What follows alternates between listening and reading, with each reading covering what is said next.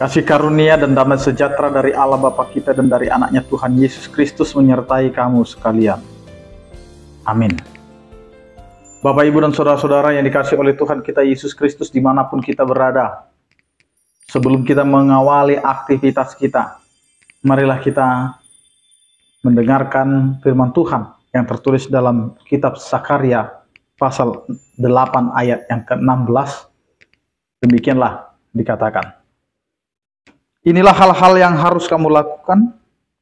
Berkatalah benar seorang kepada yang lain, dan laksanakanlah hukum yang benar yang mendatangkan damai di pintu-pintu gerbangmu. Demikian firman Tuhan.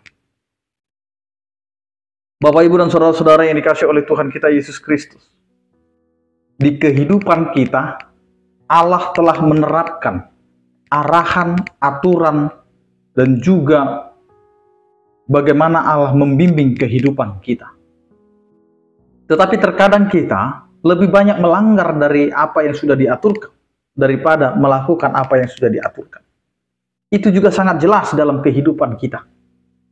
Terkadang banyak hal yang membuat kita akhirnya tidak setia dengan apa yang Tuhan telah berikan dalam kehidupan kita. Disinilah Bapak, Ibu, dan saudara-saudara yang mau dikatakan oleh firman Tuhan pada hari ini. Inilah hal-hal yang harus kamu lakukan. Karena banyak apa yang kita lakukan penting tetapi tak berguna. Banyak hal yang kita lakukan memang penting tetapi tidak berguna dalam kehidupan kita. Karena itu Allah mau menyatakan di dalam kehidupan kita sebagai orang percaya, hal-hal yang harus kita lakukan dalam kehidupan kita. Yang pertama yang mau dilakukan dalam kehidupan kita adalah berkatalah benar seorang kepada yang lain. Berkata benar berarti dari mulut kita harus keluar kata-kata yang benar, tidak pernah ada kata yang tidak benar. Tidak keluar dari mulut kita itu kebohongan. Tidak keluar dari mulut kita itu cacian, makian, bahkan fitnah dan lain sebagainya. Tetapi apa yang benar. Jadi menjaga mulut kita. Karena ini perlu dalam kehidupan kita. Karena mulut ini bisa saja membuat orang menjadi tidak memiliki damai sejahtera.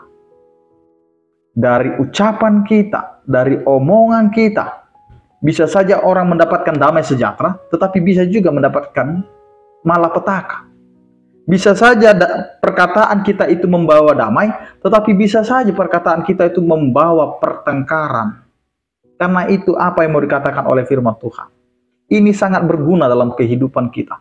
Bahwa mulut kita harus berkata benar. Harus mengatakan kebenaran. Bukan hal-hal yang disembunyikan.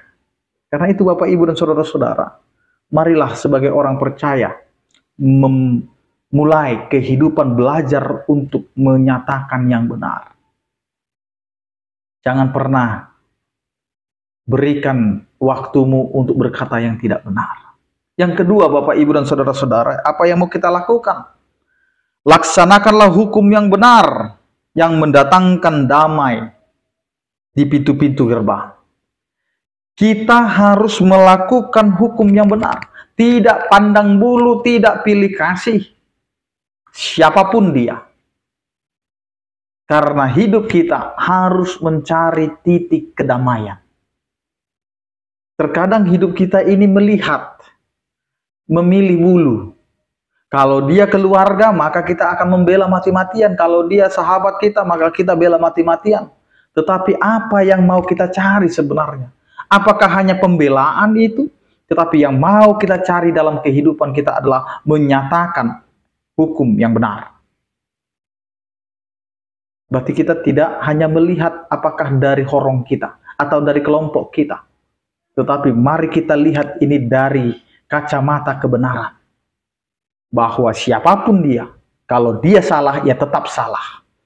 Karena firman Tuhan juga berkata, jika ia katakan iya, jika tidak katakan tidak. Selebihnya daripada itu adalah dari si jahat. Karena itu marilah Bapak, Ibu, dan saudara-saudara, untuk mendatangkan damai sejahtera, maka perlu kita melatih hidup kita. Melatih untuk berkata jujur. Berlatih untuk melakukan hukum yang benar. Karena dari hal yang benar ini, maka damai sejahtera akan kita dapatkan dan rasakan. Amin. Kita berdoa. Terima kasih Tuhan atas anugerah dan penyertaan-Mu. Kami dapat mendengar firman-Mu yang menyapa kami pada hari ini untuk mengawali setiap aktivitas kami.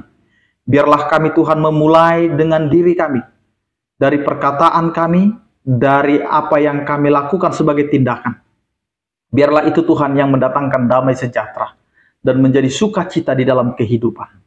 Ya Tuhan, berkatilah setiap aktivitas kami, kehidupan kami, agar apa yang kami jalani itu menjadi kemuliaan bagi nama-Mu, dan buah daripada pekerjaan kami itu menjadi sukacita dalam kehidupan kami.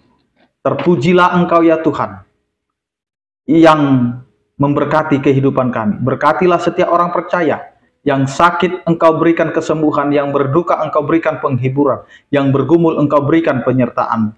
Terpujilah Engkau ya Tuhan, anugerah Tuhan kita Yesus Kristus, kasih setia daripada Allah Bapa, dan persekutuan Roh Kudus itulah yang menyertai kamu sekalian. Amin.